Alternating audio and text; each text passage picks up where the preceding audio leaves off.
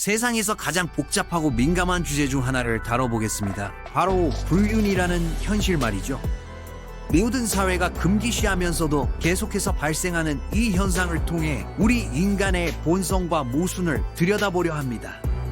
사람들은 모두 불륜을 반대한다고 말하지만 동시에 계속 일어나는 일, 우리가 말하는 것과 실제로 행동하는 것 사이에 엄청난 간극을 보입니다.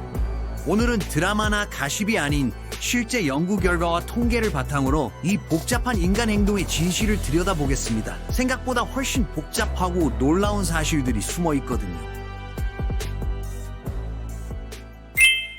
먼저 92%라는 숫자 하나로 시작해보죠. 이 수치가 무엇을 의미하는지 짐작해 보실 수 있을까요? 갤럽 조사 결과에 따르면 미국인들 중 불륜을 도덕적으로 용납할 수 없다고 답한 비율입니다.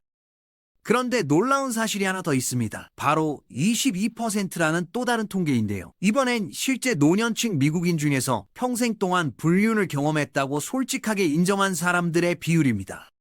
92%가 잘못되었다고 말하지만 22%는 실제로 경험했다는 거죠. 이상과 현실 사이에 엄청난 괴리가 존재한다는 것을 보여주는 충격적인 데이터가 아닐 수 없습니다. 5명 중 1명 이상이라는 뜻이거든요.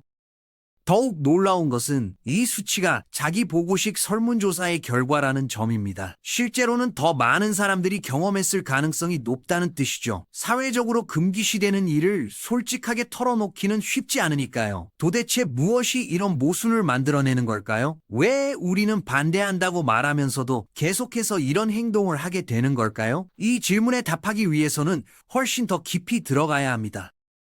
이런 현상을 제대로 이해하려면 먼저 전 세계적인 관점에서 살펴볼 필요가 있습니다. 미국처럼 강한 반대 의견을 보이는 곳이 있는 반면 프랑스나 독일 같은 유럽 국가들에서는 그 수치가 상당히 낮아지거든요. 문화적 배경이 우리의 도덕적 판단에 얼마나 큰 영향을 미치는지 보여주는 대목이죠. 절대적인 선악의 기준이라기보다는 사회적으로 학습된 가치관의 차이라고 볼 수 있겠습니다. 프랑스에서는 대통령의 공식 석상에 부인과 애인이 함께 참석하는 일도 있었을 정도니까요. 반면 일부 중동 국가나 아시아 국가들에서는 미국보다도 더 강한 사회적 제재를 가하는 경우도 있습니다. 단순히 서구와 동양의 차이가 아니라 각 나라의 역사, 종교, 문화적 맥락이 복합적으로 작용한다는 것을 알 수 있죠. 그렇다면 실제 피해 규모는 어느 정도일까요? 한 대규모 연구에 따르면 무려 40%에 가까운 사람들이 이혼의 가장 큰 원인으로 배우자의 부정행위를 꼽았습니다. 경제적 문제나 성격 차이 같은 전통적인 이혼 사유와 맞먹는 수준이죠. 이는 단순한 도덕적 문제를 넘어서 실제 관계를 파탄으로 이끄는 핵심 요인임을 보여줍니다. 개인의 삶뿐만 아니라 가족 전체, 특히 아이들에게까지 미치는 파급 효과를 생각하면 그 심각성을 알 수 있겠죠. 부모의 갈등과 이혼은 아이들의 정서 발달에 장기적인 영향을 미치는 것으로 알려져 있거든요. 경제적 손실도 상당합니다. 이혼, 소송 비용, 재산 분할, 위자료 등을 고려하면 개인 차원에서도 막대한 비용이 발생하죠. 사회 전체적으로는 상담 서비스, 법정 시스템, 복지 지원 등의 비용이 추가로 들어갑니다. 이제 정말 흥미로운 부분으로 들어가 보겠습니다. 우리 뇌 속에서 도대체 무슨 일이 벌어지고 있는 걸까요? 심리학자들이 발견한 가장 중요한 단서 중 하나가 바로 애착 이론입니다. 어린 시절 부모나 주 양육자와 맺었던 관계의 패턴이 성인이 되어서도 연인 관계에 그대로 영향을 미친다는 이론이죠. 마치 관계의 청사진 같은 역할을 하는 겁니다. 존 볼비가 처음 제시한 이 이론은 이제 수많은 실증 연구를 통해 그 타당성이 입증되고 있습니다. 생후 첫 2년 동안 형성되는 애착 패턴이 평생에 걸쳐 영향을 미친다는 것이 점점 명확해지고 있거든요. 특히 불안정한 애착 스타일을 가진 사람들이 주목받고 있습니다. 불안 애착 유형은 끊임없이 버림받을까봐 두려워하며 상대방의 관심과 사랑을 확인받고 싶어하죠.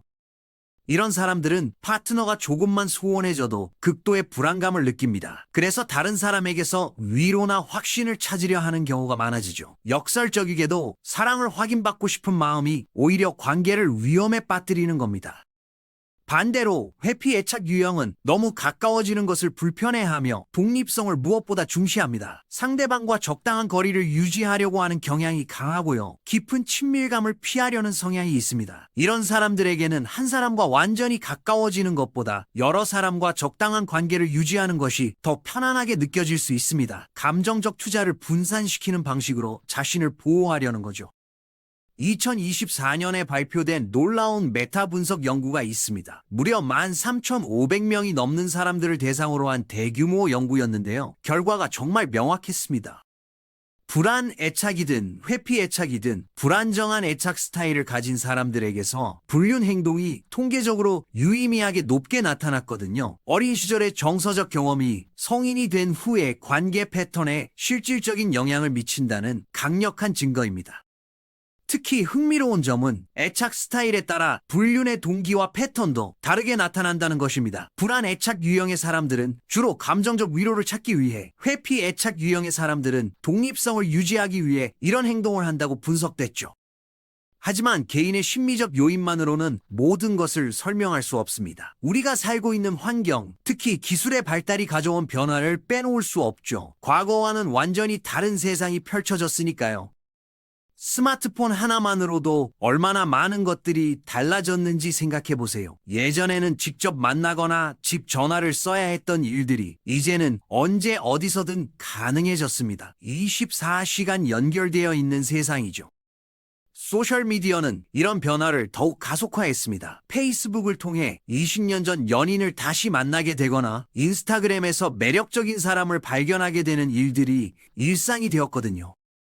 데이팅 앱의 등장은 아예 판을 바꿔버렸습니다. 여러 데이트 앱들이 만남을 게임처럼 만들어버렸죠. 스와이프 하나로 수많은 선택지가 눈앞에 펼쳐지는 환경에서는 현재 관계에 대한 만족도가 낮아질 수밖에 없습니다. 특히 기혼자들도 이런 앱들을 사용하는 경우가 늘어나고 있다는 조사 결과가 나오고 있습니다. 처음에는 호기심으로 시작했다가 점점 더 깊이 빠져들게 되는 패턴이 반복되고 있죠.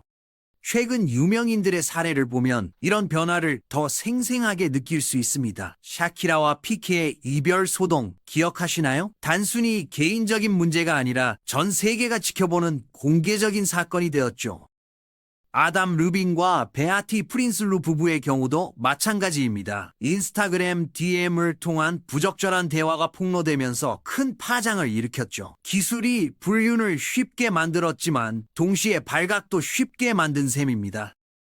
기술이 배신의 방법을 완전히 새롭게 만들어냈다고 볼 수 있겠습니다. 과거에는 물리적으로 만나야만 가능했던 일들이 이제는 클릭 몇 번으로 해결되죠. 문턱이 엄청나게 낮아진 겁니다. 더욱 문제가 되는 것은 온라인에서 시작된 관계가 점진적으로 발전한다는 점입니다. 처음에는 단순한 메시지 교환으로 시작해서 사진 공유, 영상 통화, 그리고 결국 실제 만남으로 이어지는 패턴을 보입니다.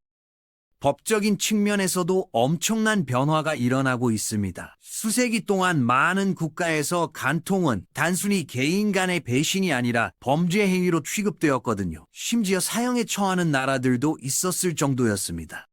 특히 과거에는 여성을 남성의 소유물로 보는 관점에서 다른 남성이 그 재산을 침해하는 행위로 간주되기도 했죠. 정말 시대착오적인 발상이었습니다. 여성의 인격과 의지는 전혀 고려되지 않았던 거죠. 다행히 최근 들어 전 세계적으로 간통 비범죄화 움직임이 활발해지고 있습니다. 한국, 터키, 인도 등 여러 국가들이 간통죄를 폐지하거나 완화하는 추세죠. 정부가 성인들의 사적인 관계에 개입하는 것이 적절하지 않다는 인식이 확산되고 있는 겁니다. 물론 이혼 사유로는 여전히 유효하지만 감옥에 갈 정도의 범죄는 아니라는 시각으로 바뀌고 있어요. 하지만 일부 국가들에서는 여전히 매우 엄격한 처벌을 유지하고 있습니다. 종교적 율법을 국법으로 채택한 나라들에서는 돌로 치는 형벌까지 존재하죠. 같은 시대를 살고 있지만 완전히 다른 기준을 적용하고 있는 겁니다. 그런데 법이 바뀌고 기술이 발달한다고 해서 감정적 상처까지 줄어드는 건 아니겠죠. 실제로 불륜이 발각된 후의 상황을 살펴보면 그 충격의 크기를 짐작할 수 있습니다. 제이지와 비욘세의 경우를 생각해 보세요. 이들의 위기와 회복 과정은 레모네이드와 4대 44라는 걸작 앨범들을 통해 공개적으로 드러났죠. 일반인들에게는 전문 상담사의 도움이 필요할 정도로 치유 과정이 어렵고 복잡하다는 것을 보여줍니다. 특히 비욘세의 레모네이드는 배신당한 여성의 감정을 분노, 절망, 용서, 희망의 단계로 나누어 표현했습니다. 이는 실제 심리학적 치유 과정과도 일치하는 부분이 많아서 많은 전문가들의 주목을 받았죠. 안타깝게도 많은 경우 관계 회복이 쉽지 않은 것이 현실입니다. 아무리 기술이 발달하고 법적 환경이 변해도 배신당했을 때의 감정적 고통은 변하지 않거든요. 신뢰라는 것이 한번 깨지면 다시 쌓기가 얼마나 어려운지 누구나 알고 있을 겁니다. 특히 가장 가까운 사람으로부터 배신당했을 때의 상처는 정말 치명적이죠. 심리학자들은 이를 외상적 배신이라고 부릅니다. 일반적인 스트레스나 상처와는 차원이 다른 깊은 트라우마를 남길 수 있다는 뜻입니다. 연구 결과에 따르면 불륜을 당한 사람들 중 상당수가 외상 후 스트레스 장애와 유사한 증상을 보인다고 합니다. 불면증, 악몽, 플래시백, 극도의 불안감 등이 몇 달에서 몇 년간 지속되기도 하죠. 더욱 안타까운 것은 이런 상처가 다음 관계에도 영향을 미친다는 점입니다. 새로운 파트너에 대한 의심과 불신이 무의식적으로 작동해서 건강한 관계 형성을 방해하는 경우가 많거든요. 하지만 모든 것이 절망적인 것은 아닙니다. 일부 부부들은 이런 위기를 통해 오히려 더 강한 관계를 만들어 나가기도 합니다. 전문가의 도움을 받아 근본적인 문제들을 해결하고 새로운 소통 방식을 배우는 거죠.